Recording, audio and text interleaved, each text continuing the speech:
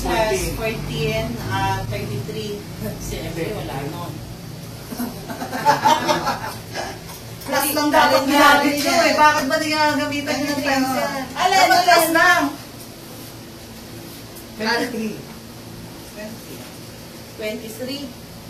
9 plus 14. 23.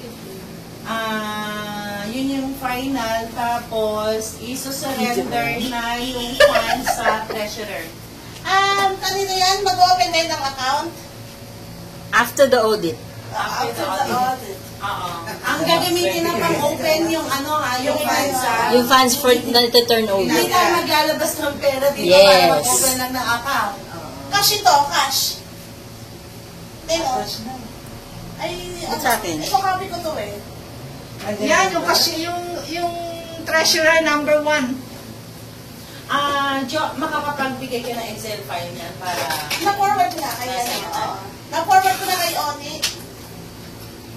May Eve, may utang ang kape ha. Hindi ko Oy, nakakalimutan. anybody who wants coffee? Meron tayong kape. Ay, ayoko. Gusto ko yung bigay ko. Sige. Sige. Teka. Sige. Pag-usap. Okay na tayo dyan sa auditing portion. Any other questions? So, ang auditing, i-review ni Eve at saka ni Bernie 2 weeks. So, by March 23, dun sila magsasubmit ng final report.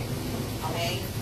And to expect come Monday on that, March 25, si Avic has to meet us to...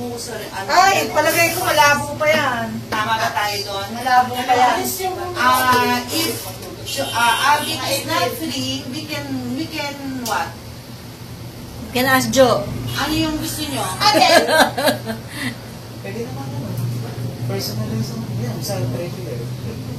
Kasi kung i-over lang yung... Pwede naman ihulog sa account. Ihulog na lang sa account muna. Oo. Oh, yun din naman ang tinatanong niya kung meron na ako. Anytime pwede niya ihulog. Kaya lang yung... No. Not yet, hindi pa. Let's say kay kay Oni. Diyan sa treasurer number 1, pwede. Pwede sa account niyo muna. Oh, no problem. Bakit Ang gusto ko, yung ano ko lang yung audited amount na, yung talagang for turnover, yun. Yung 2 weeks period na to, review period to. Kasi para wala nang balik-balik, So, para kung may solid-solid. question silang dalawa, matatanong kayo, final report, yung wala nang tatanungan. Magbubura kayo kami. Tapos, meron tayong parking lot sa baba. Oh, bakit na? Ayan. Okay. T-shirt for sale.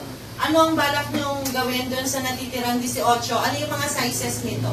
Ay, oo nga. Di ba? Okay. Kung ano mga